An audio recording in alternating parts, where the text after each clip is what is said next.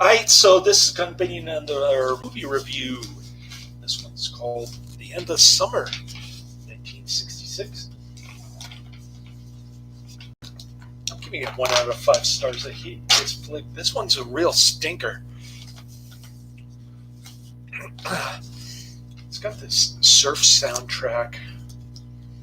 That sounds a lot like Robert Corburn's Dark Shadows Orchestra from around the same time period.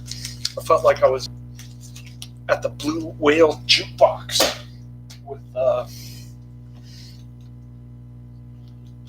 Victoria Winters, Burke Devlin, and Barnabas Collins.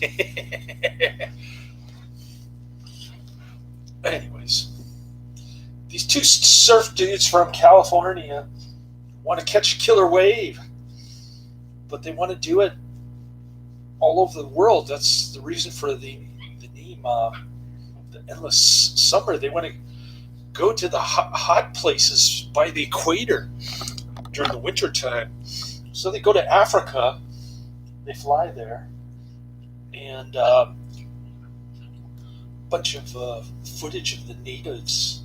It gets a very high 7.7 out of 10 rating on IMDb. I'm just not a surf aficionado about the longboards in the 60s and whatever, this, that, and the other. They managed to make it to South Africa where they catch the perfect wave. And after this movie came out, more people wanted to go to that beach, unknown beach in South Africa, where there are perfect waves 300 days a year. Anyways, they make their way through Ghana, Nigeria, a bunch of African countries, South Africa, and then they head towards Australia. They go to Melbourne, where construction workers are protesting, where it's illegal to protest or own a gun. And then Sydney is under martial law, so I don't know how people in Australia let it get that bad, but I'm sure it'll get worse here over time. They said the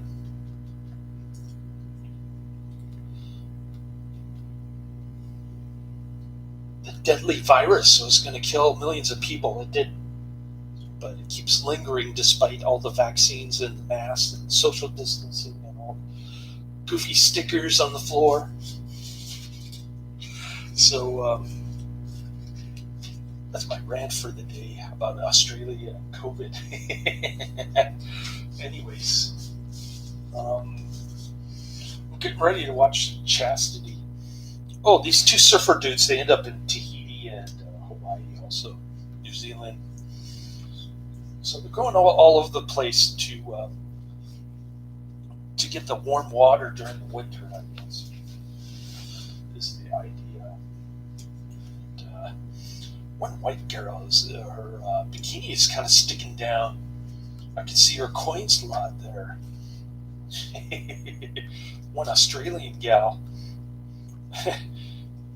And the narrator, the guy who backed this movie, I forget his name, Bruce Brown or something. He's so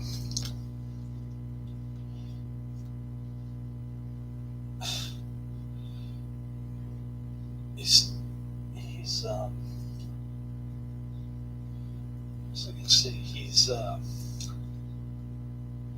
trying to make jokes and stuff that are not funny, especially when they're in Africa, but mingling with the natives, talking about how primitive they are and stuff.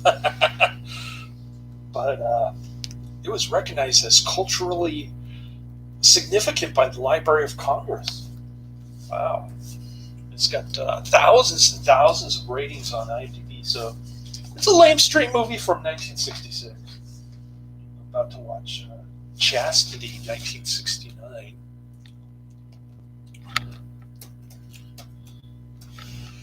I just can't get into these surf documentaries, man.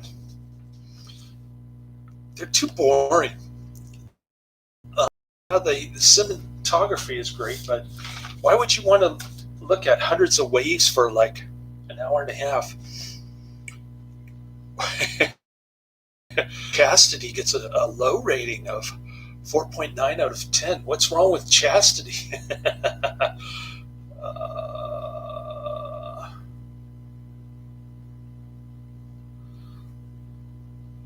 And it only has 504 ratings. Nobody knows about this.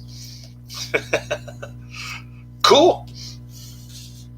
Maybe it'll be one of those so bad that it's good type movies. Then again, maybe not. I don't know what to expect with Chastity, but anyway, some cooking pork chops on the cast iron griddle pan. I think I did a pretty good job of cooking one. I forgot how to make it juicy though. But nonetheless, I'm putting some spiced up flour coating, which makes it pretty good. And that's about it. I only worked 10 and a half hours yesterday, below average.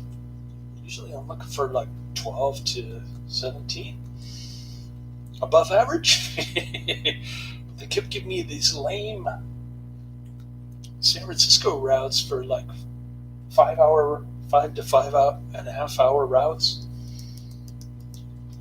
17 to 23 stops each. And even dude 17 in the morning, I did like 14. One of them was a missed order. So,